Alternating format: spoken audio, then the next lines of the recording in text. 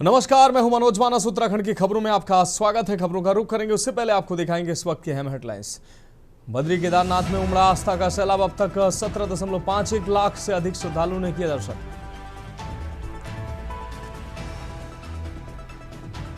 Uttarakhand PCS परीक्षा 2024 का परिणाम जारी। जसमीत कौर ने किया टॉप, 9 डिप्टी कलेक्टर मिले। एम्स ऋषिकेश में गंभीर मरीजों को नहीं मिल रहा बेड। स्वजन 113 किलोमीटर दूर से लौटने को मजबूर। उत्तराखंड भाजपा के संगठन महामंत्री अजय कुमार बने राजस्थान के प्रदेश संगठन महामंत्री। राष्ट्रीय अध्यक्ष ने सौंपी जिम्मेदारी।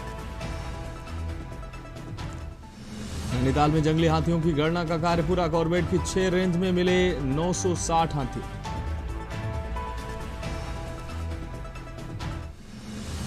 और उत्तराखंड में आज भी बिगड़ा रहेगा मौसम। पहाड़ों पर बारिश और बर्फबारी के आसार। आंधी तूफान का येलो अलर्ट जारी।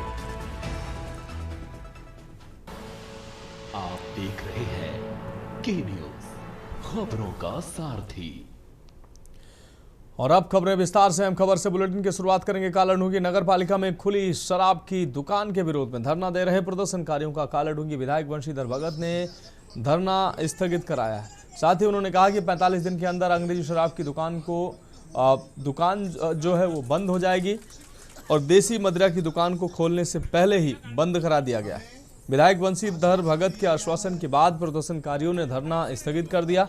आपको बता दें कि लगातार 7 दिन से चल रहे धरना प्रदर्शन को स्थगित कर दिया गया और प्रदर्शनकारियों का कहना है कि 45 दिन के अंदर अंग्रेजी शराब की दुकान बंद नहीं हुई तो उग्र आंदोलन को बाध्य होंगे। हमें आश्वासन दिया गया और देसी शराब की जो दुकान थी उसको तत्काल रूप में बंद किया गया है और अंग्रेजी शराब की दुकान उसके लिए एक तय सीमा तय की गई है। विधायक जी ने कहा है कि हम 45 दिन के अंदर अंदर जो हमें आश्वासन दिया है 45 दिन के अंदर अंदर हम इस दुकान को बंद करवा देंगे। और हमने भी उनसे ये कहा है कि अगर ये दुकान 45 दिन के भीतर बंद नहीं होगी तो हम इस आंदोलन को एक उग्र आंदोलन बनाएंगे। 7 दिनों से जो ये धरना यहाँ पर था, 2 शराब की दुकानों के विरोध में धरना यहाँ पर रहा और मैं मातृशक्ति का विशेष रूप से बहुत धन्यवाद करना चाहूँगा, उनको प्रणाम करना चाहूँगा। ये उन्हीं की ताकत थी जो आज माननीय विधायक जी को सरकार के प्रतिनिधि के रूप में यहाँ पर आए और उन्होंने देसी शराब की दुकान को तो पूर्णतः बंद करने की बात कही और साथ ही अंग्रेजी शराब को 45 दिन के अंदर बंद करने का। और मैं शुरू से ही जो पहले दिन धरना शुरू हुआ था उसी दिन मैंने यहाँ पर और भी यहाँ पर जो इस समय सत्ताधारी दल से जुड़े हुए लोग हैं उनसे मैंने बात करी और मैंने कहा इसमें आप लोगों को आगे बढ़ना चाहिए। दामगले में 7-8 दिन से महिला शक्ति द्वारा यहाँ पर खोली जा रही अवैध शराब की दुकानों के विरुद्ध में धूप बारिश में लगातार 8 दिन तक यहाँ पर धरने प्रदर्शन पर बैठी हुई है। साथ ही में हमारे इस क्षेत्र के युवा साथी बैठे हुए हैं और आज इस परेशानी को देखते हुए, इस संघर्ष को देखते हुए माननीय विधायक जी और एसडीएम कालाढूंगी यहाँ पर आए। देखिए, मैंने तो महिलाओं को या क्षेत्र के लोगों को ये कहा था कि मैं यहाँ का प्रतिनिधि हूँ, कोई दुख तकलीफ था तो मेरे पास तुरंत आ जाना चाहिए, लेकिन आए नहीं। कुछ लोगों के बरगाव में आके उन्होंने धरना प्रदर्शन शुरू कर दिया। तो हमारा शिष्टमंडल यहाँ से आया था मेरे पास, तो उनसे मैंने उनके सामने जिलाधिकारी और जिला आबकारी अधिकारी से बात किया था। तो हमने तत्काल प्रभाव से देसी शराब बंद कर दी। अंग्रेजी शराब के लिए हमने कहा कुछ समय लगेगा क्योंकि उसकी मांग खुल चुकी है, उसका पैसा देना हो चुका है। अब बढ़ेंगे अगली खबर की ओर। खबर हल्द्वानी से है जहां एसडीएम मोनिका ने कार्यभार संभालते ही शहर की विकास और मानसून संबंधी तैयारियों को फोकस में रखने की बात कही। उन्होंने साफ किया कि बरसात के दौरान जलभराव और आपदा प्रबंधन को लेकर प्रशासन की तरह सतर्क रहेगा। प्रशासन पूरी तरह से नालों का पानी लोगों के घरों तक पहुंचकर समस्या नहीं बनना चाहिए, इसलिए जलभराव वाले स्थानों को चिन्हित कर समय रहते जरूरी प्रबंध किए जाएंगे। मानसून सीजन को देखते हुए आपदा कंट्रोल रूम 24 घंटे सक्रिय रहेगा ताकि किसी भी आपात स्थिति में त्वरित कार्रवाई की जा सके। सड़क चौड़ीकरण और अतिक्रमण हटाने को भी उन्होंने प्राथमिकताओं में इसको शामिल बताया।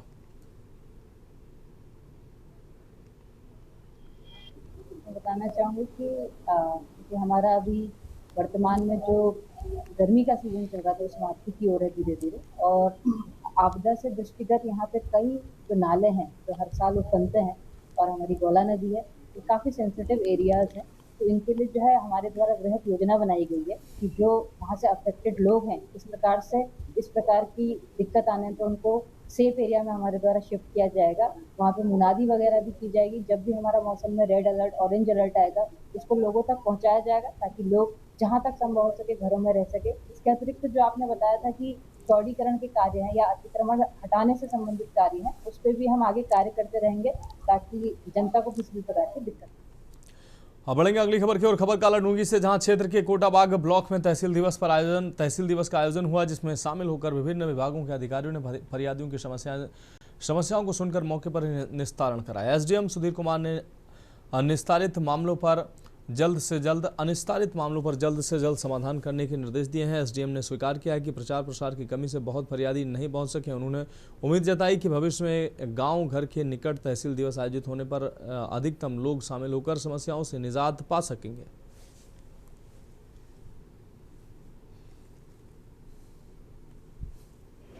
ये सरकार की पहल तो अच्छी रही कि आज ब्लॉक कोटाबाग सभागार में एक जो तहसील दिवस लगाया है, ये अच्छी पहल है और हर महीने आगे भी ये लगता रहे। आज पहली बार होने के कारण और थोड़ा प्रचार जो गांव में प्रचार होना था वो नहीं हो पाया, इसलिए फरियादी नहीं आ पाए। अगर इसकी एक डेट फिक्स हो जाए हर मंगलवार को तो आगे भी और फरियादी आएंगे, क्योंकि यहाँ से कालाडूंगी जाने में गाँव वालों को बहुत दिक्कत होती है। किसी को अपना वाहन नहीं होता है और कई दूर दराज से आते हैं, समस्याएँ बहुत हैं, लेकिन प्रचार नहीं होने के कारण यहाँ पे लोग बाग नहीं आ पाए। किसी जो तहसील दिवस देखिए जो हमें निर्देश प्राप्त हैं उत्तराखंड शासन के द्वारा, प्रथम और तृतीय मंगलवार को तहसील दिवस का आयोजन किया जाता है। उसी क्रम में तहसील में जो तहसील कालाडूंगी का तहसील दिवस था उसको तहसील परिसर में ही आयोजित किया जा रहा था। पिछले माह जब मैं आया यहाँ पे मैंने देखा कि पिछले जो 2 तहसील दिवस हैं उसमें फरियादियों की।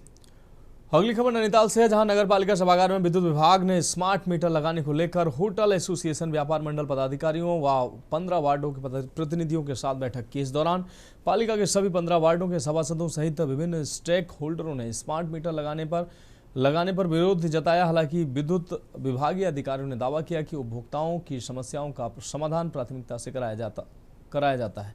पालिका अध्यक्ष डॉक्टर सरस्वती खेतवाल ने कहा कि वह सभासदों सहित अन्य लोगों द्वारा जबरन स्मार्ट मीटर न लगाए जाने पर जोर उन्होंने दिया, जिसका सम्मान किया जाना चाहिए।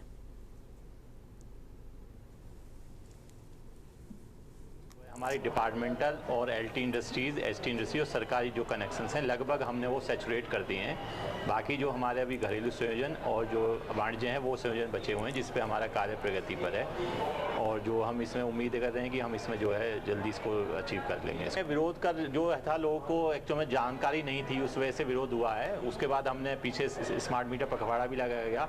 समय समय पर हमारे कैंप भी आयोजित किए जा रहे हैं। बिल्कुल हम इसके पूर्ण रूप से विरोध में हैं, क्योंकि कई जगह हमारे द्वारा देखा गया है कि इनके स्मार्ट मीटर की जो रीडिंग है बहुत ज़्यादा आ रही है, लोगों को बहुत तकलीफ का सामना करना पड़ रहा है। और पहले से ही इनकी जो है रीडिंग जो है कई बार हमने देखा है कि कई जगह पर पहले से ज़्यादा आ रही थी। अभी नए तरह के स्मार्ट मीटर ले आए हैं जिसका हम पूर्ण रूप से विरोध करते हैं और इनके द्वारा स्मार्ट मीटर तो लगाए जा रहे हैं, लेकिन नैनीताल शहर की जो आम समस्या है, बिजली के पोल उखड़े पड़े हैं, लाइनें गिरी पड़ी हैं, उनको देखने के तैयार नहीं है। सिर्फ पैसा कमाने वाली चीज़ों पर इनका विद्युत विभाग का ध्यान है और आम जन की समस्या को बिल्कुल इनकी सुनवाई नहीं हो रही है। सभासदी विरोध में नहीं है, हमारी पूरी नैनीताल शहर होटल एसोसिएशन व्यापार मंडल सभी आया यहाँ पे, तो इसका मतलब है पूरा नैनीताल शहर यहाँ पे है और सभासद हैं, हम हैं, सारे लोग, नगर पालिका यहाँ पे है पूरी, तो सभी विरोध में है, तो सभी विरोध कर रहे हैं। इसका विरोध ही है, मेरा भी विरोध है। मेरा विरोध इसलिए है कि मैं पब्लिक के साथ हूँ, जहाँ पब्लिक जाएगी उनके साथ हूँ। मीटर नहीं लगने चाहिए, क्या करेंगे मीटर लगा के जब हम चाहते ही नहीं।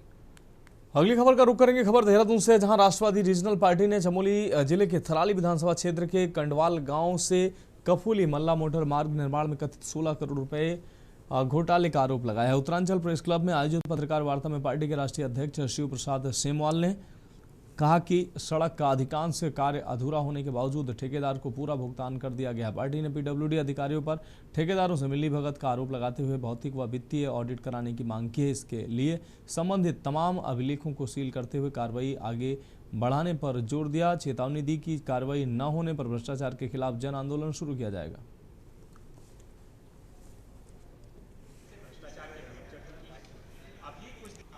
उत्तराखंड में मुख्य सड़कों से गाँव को जोड़ने वाली जो सड़कें हैं ये पूरी तरीके से भ्रष्टाचार की भेंट चढ़ चुकी हैं।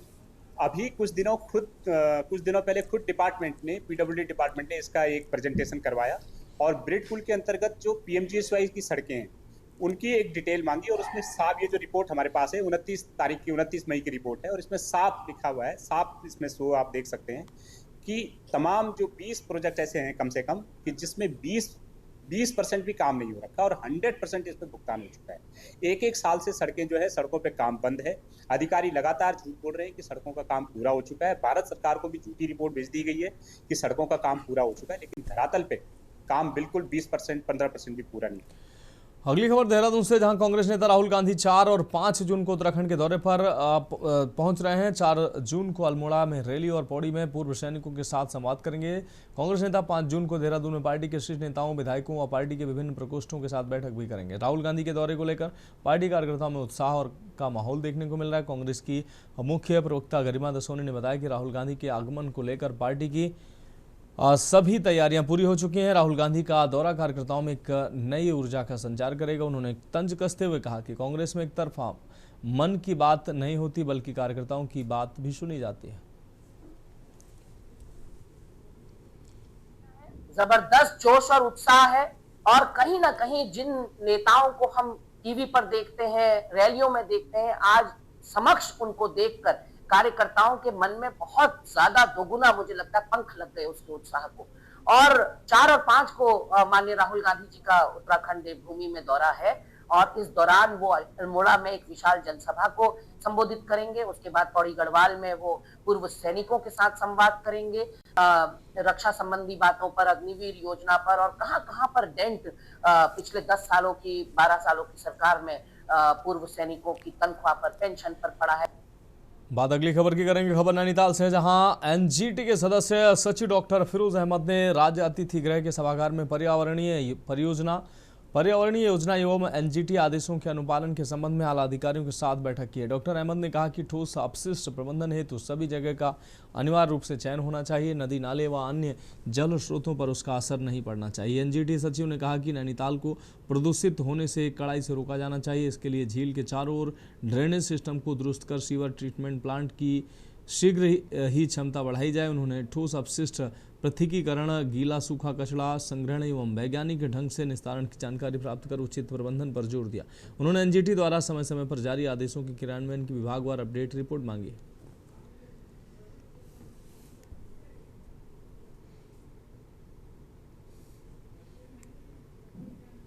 आज इस सभागार में डॉक्टर बैठक जो थी वो जिला पर्यावरणीय जो कमेटी है, डिस्ट्रिक्ट एनवायरनमेंट कमेटी, उसकी बैठक थी और हर ज़िले में, पूरे देश में नेशनल ग्रीन ट्राइब्यूनल का आदेश है कि हर ज़िले में जिला पर्यावरण जो है एक प्रतिवेदन या रिपोर्ट बननी चाहिए।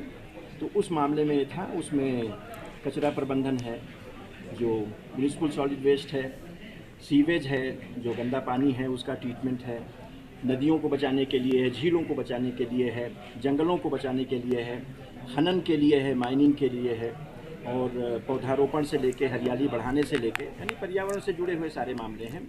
मैं बहुत मुबारकबाद देना चाहता हूँ। बढ़ेंगे अगली खबर की और। खबर खटीमा से, जहां लाखों रुपए चोरी की वारदात का पुलिस ने 2 सप्ताह के भीतर खुलासा करते हुए चोरी की गई रकम और सामान जो है वो बरामद कर लिया है। पुलिस को मिली इस सफलता पर नगर के धार्मिक, सामाजिक और व्यापारिक संगठनों के लोगों ने खुशी जताते हुए कोतवाली पहुंचकर एसपी सिटी उत्तम सिंह नेगी सहित पुलिस टीम का नागरिक अभिनंदन किया। व्यापार मंडल, उत्तरांचल पंजाबी महासभा, भारत विकास परिषद, अग्रवाल सभा व गुरुद्वारा गुरु नानक सिंह सभा आदि कई संगठनों ने पुलिस कर्मियों को शॉल ओढ़ाए और स्मृति चिन्ह भेंट कर सम्मानित किया है। एसपी उत्तम सिंह नेगी ने बताया कि आरोपियों को चोरी के माल सहित गिरफ्तार कर लिया गया है। वहीं व्यापार मंडल अध्यक्ष गौरी शंकर अग्रवाल ने कहा कि पुलिस की त्वरित कार्रवाई से व्यापारियों का विश्वास मजबूत हुआ है।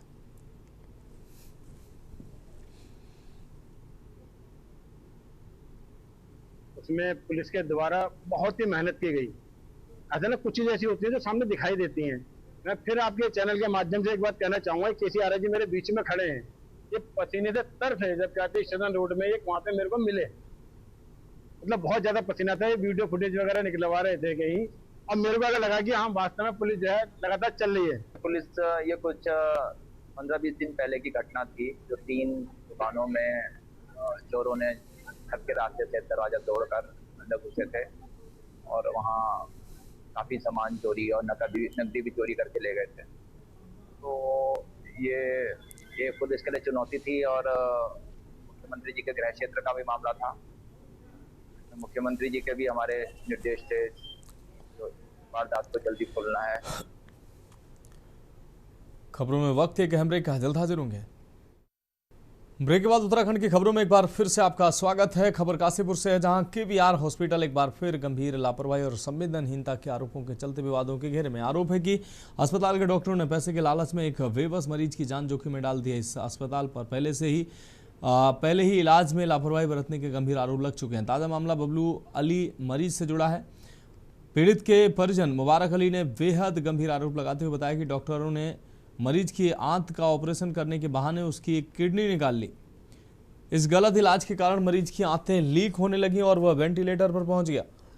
स्थिति बिगड़ने पर डॉक्टरों ने पल्ला झाड़ते हुए मरीज को दूसरे अस्पताल रेफर करने का खेल शुरू कर दिया। परिजनों का कहना है कि वह अपनी आखिरी उम्मीद लेकर सुबह 8 बजे से दोपहर 12 बजे तक अस्पताल के बाहर डॉक्टरों के सामने गिड़गिड़ाते रहे, लेकिन गैस्ट्रो सर्जन न होने का बहाना बनाकर तड़पते हुए मरीज को भर्ती करने से साफ मना कर दिया गया। पीड़ित परिवार ने आक्रोश जताते हुए चेतावनी दी कि यदि मरीज को कुछ भी हुआ तो इसकी पूरी जिम्मेदारी केवीआर अस्पताल प्रशासन की होगी। इस घटना के बाद से स्थानीय लोगों में बड़े निजी अस्पतालों के रवैये को लेकर भारी नाराजगी है। सर, जैसे हम लेकर आए अपने पेशेंट को, 2 भाई आए थे मेरे, एक की टांग में लगी थी, टांग कटी थी, और एक के यहाँ तलवार लगी थी। अब ये डॉक्टर साहब इमरजेंसी में बोले कि इसके आर पार जो है तलवार लगा हुई है। तो लगभग इसे 24 घंटे यहाँ पड़ा रहने दिया इन्होंने। उसके बाद इन्होंने सर्जरी के हमसे लिया, लगभग 16 घंटे के बाद इन्होंने सर्जरी उसकी करी। ये बोले कि भाई यहाँ का बंदा कौन है जो यहाँ रहने वाला है? मैं बोला मैं हूँ बंदा रहने वाला यहाँ पे। कि भाई हो गया? हाँ भाई हूँ। तो डॉक्टर साहब ने बुलाया, जो वो चश्मा लगाते हैं, नाम तो उनका मेरे याद नहीं है। हमारे भाई की मारपीट हुई, जो भी हुआ उसका मतलब चोट लगी। तो ये बोले कि तलवार एक तरफ से इसके पार हो गई है, पेट में, भूख में। ये बोले किडनी निकलेगी ना, पहले मना कर दी निकाल लो, बोले रिपेयरिंग होगी तो रिपेयरिंग कर देंगे। कि चलो कोई बात नहीं, रिपेयरिंग कर देना। फिर इन्होंने ऑपरेशन तय करा हमसे, आंत समेत के आंत का ऑपरेशन है, झिल्ली कटा हुई है और एक दीवार बताई, दीवार होती है वो भी कटा हुई है। इसकी सबकी रिपेयरिंग होगी। 80,000 रुपये हम ऑपरेशन के लेंगे। और अब बात अगली रिपोर्ट की करेंगे। उत्तराखंड में 2027 विधानसभा चुनाव से पहले सियासी हलचल तेज हो गई है। भाजपा और कांग्रेस दोनों चुनावी मोड में आ चुके हैं और भाजपा के राष्ट्रीय नेतृत्व के दौरे के बाद अब कांग्रेस के वरिष्ठ नेता राहुल गांधी 4 और 5 जून को 2 दिवसीय उत्तराखंड दौरे पर आ रहे हैं। कांग्रेस इसे संगठन को मजबूत करने और चुनावी रणनीति को धार देने वाला दौरा मान रही है, जबकि भाजपा इसका असर न होने का दावा कर रहे हैं। ये रिपोर्ट देखिए। उत्तराखंड प्रदेश कांग्रेस कमेटी की तरफ से सांसद और लोकसभा में नेता विपक्ष राहुल गांधी के प्रस्तावित उत्तराखंड दौरे की तैयारियां जोर शोर से चल रही हैं। उत्तराखंड की प्रदेश प्रभारी कुमारी शैलजा देहरादून पहुंचकर अल्मोड़ा, पौड़ी और देहरादून में उनके भ्रमण कार्यक्रम की खुद मॉनिटरिंग कर रहे हैं। उत्तराखंड प्रदेश कांग्रेस कमेटी ने इसी दिशा में लोकसभा के प्रतिपक्ष नेता राहुल गांधी के उत्तराखंड दौरे के मद्देनजर देहरादून के प्रदेश मुख्यालय में कंट्रोल रूम की स्थापना की है। वरिष्ठ कांग्रेसी नेताओं की इसकी जिम्मेदारी सौंपी है। राहुल गांधी के गढ़वाल और कुमाऊं भ्रमण के दौरान कांग्रेस प्रदेश मुख्यालय में स्थापित किया कंट्रोल रूम उनके सभी कार्यक्रमों की बारीकी से नजर रखेगा। इधर राहुल गांधी के होने जा रहे उत्तराखंड दौरे पर भाजपा ने तर्ज कसा है कि कांग्रेस पार्टी के उत्तराखंड में सिर्फ 2 ही लक्ष्य है। पहला लक्ष्य ये है कि कांग्रेस अपनी 70 सीटें किस को बेचे, जिसका पहले ही पर्दाफाश हो चुका है। अब टिकट बेचने वाले दल और टिकट बेचने वाले नेताओं को सुनने के लिए कितने कार्यकर्ता आते हैं, ये देखने वाली बात होगी। हमें तो नहीं लगता कि देवभूमि उत्तराखंड के अंदर कांग्रेस का वर्चस्व बचा हुआ है और जनता राहुल के दौरे को प्रमुखता से लेगी। राहुल जी का दौरा हमारा अल्मोड़ा और पौड़ी में और देहरादून में 2 दिन का दौरा है। अल्मोड़ा में पब्लिक मीटिंग होगी, पौड़ी में एक्स सर्विसमैन के साथ मीटिंग होगी और देहरादून में हमारे कांग्रेस के नेताओं के साथ, पदाधिकारियों के साथ राहुल जी की मीटिंग है। तो 2 दिन का दौरा है और हमें खुशी है कि राहुल जी के आने से यहाँ पर पार्टी को भी नई ऊर्जा मिलेगी और बल्कि ना केवल देहरादून में, ना केवल हमारे राजधानी में, कैपिटल में, बल्कि कुमाऊं और गढ़वाल। ये बहुत हल्की बात हो जाएगी कि मैं कहूँगा कि भाजपा हमसे घबरा गई है, ये सब बातें मैं उचित नहीं समझता। पर ये है कि भारतीय जनता पार्टी ने 3 सर्वे किए जो मेरी जानकारी में, उसमें से 2 सर्वे के अंश मेरे पास भी आए। जो 2 सर्वे में जो अंश मेरे पास आए उनमें लगातार वो गिरावट की तरफ आगे बढ़ रहे हैं। उनके संभावनाओं पर जो है लगातार प्रश्न चिन्ह लग रहा है, गिरावट होते जा रही है, आते जा रही है। अब उसके लिए हो सकता है कि वो कोई तरीका इजाद कर रहे हो कि भाई इसको कैसे थामा जाए। एक सर्वे और होना है और यकीन के साथ मैं कह सकता हूं कि उसमें भी वो गिरावट दर्ज करेंगे। तो मैं ये नहीं कहना चाहता कि हमारे षटमुखी जो आपने कहा रुद्राक्ष हैं, ये हमारे नेतृत्व का परिणाम है, ये मैं नहीं कहना चाहता। उत्तराखंड क्रांति दल का जो जनाधार इसमें बढ़ रहा है, उसको देखकर दोनों राष्ट्रीय दल इस समय भयभीत हैं। उनके राष्ट्रीय अध्यक्ष आए, उसके बाद उन्होंने किस तरह से जो यहाँ पे सीबीआई जांच के दायरे में जो दुष्यंत गौतम उनके प्रभारी हैं, उनका सम्मान यहाँ पर मुख्यमंत्री के साथ में किया गया, तो और थू उनकी हुई है और जनता में एक आक्रोश आया है। रही राहुल गांधी जी की बात, राहुल गांधी जी अपनी जमीन तराश रहे, पूरे देश से उनका अस्तित्व इस समय खत्म होने पे है कांग्रेस का। तो हर एक आदमी अपने, जहां तक रही उत्तराखंड क्रांति दल की बात, बूथ लेवल तक हमारे कार्यकर्ता काम कर रहे हैं और इतना अच्छा आधार इस समय बना हुआ है कि दोनों राष्ट्रीय दल डरे हुए हैं, भयभीत हैं उत्तराखंड क्रांति दल से कि किस तरह से इस क्षेत्रीय दल का आधार बनता जा रहा है और 2027 का चुनाव में इनको। सबसे बड़ी बात यह है कि जिस पार्टी के 6 साल से संगठन नहीं बना हो, प्रदेश की कार्यकारिणी न बना पाए हों। 2020 में अंतिम कार्यकारिणी आई थी प्रीतम सिंह जी के कार्यकाल में, तब प्रीतम सिंह जी, माननीय प्रीतम सिंह जी अध्यक्ष थे। उसके बाद 6 साल व्यतीत हो गए हैं, 4 अध्यक्ष बदल गए हैं, 4 प्रभारी बदल गए हैं, एक कार्यकारिणी नहीं बना पाए। तो उसमें राहुल गांधी जी क्या करेंगे? वो आएंगे, 2-4 भाषण देके चले जाएंगे, 2-4 बातें कह के वो भी चले जाएंगे। लेकिन जिस तरीके से सिरपुटोबल है कांग्रेस में, एक दूसरे को कोई फूटी आंख देखने को तैयार नहीं। एक तरफ भाजपा के अध्यक्ष अपने कार्यकर्ताओं को 2027 का जीत का पाठ बढ़ाकर चले गए हैं, जिससे उत्तराखंड दौरे के अंतिम दिन में भाजपा के राष्ट्रीय अध्यक्ष नितिन नवीन ने बूथ स्तर पर पहुंचकर कार्यकर्ताओं से सीधा संवाद किया। इस दौरान उन्होंने संगठन की सबसे छोटी इकाई को ही आगामी में चुनावी जीत की सबसे बड़ी ताकत बताया। वहीं राहुल गांधी के 2 दिवसीय उत्तराखंड दौरे की तैयारी का जायजा लेने के लिए पार्टी प्रदेश प्रभारी कुमारी शैलजा देहरादून पहुंची, जो राहुल के इस दौरे को पार्टी में जान फूंकना बता रही है। ऐसे में कुल मिलाकर चुनावी बिगुल बच गया है। हर कोई इन दौरों को अपनी जीत से आंक रहा है। अब देखना ये बाकी होगा कि शीर्ष नेताओं के 2027 की जीत दिलाने में ये दौरे कितने कामयाब होंगे। Uttarakhand desk report.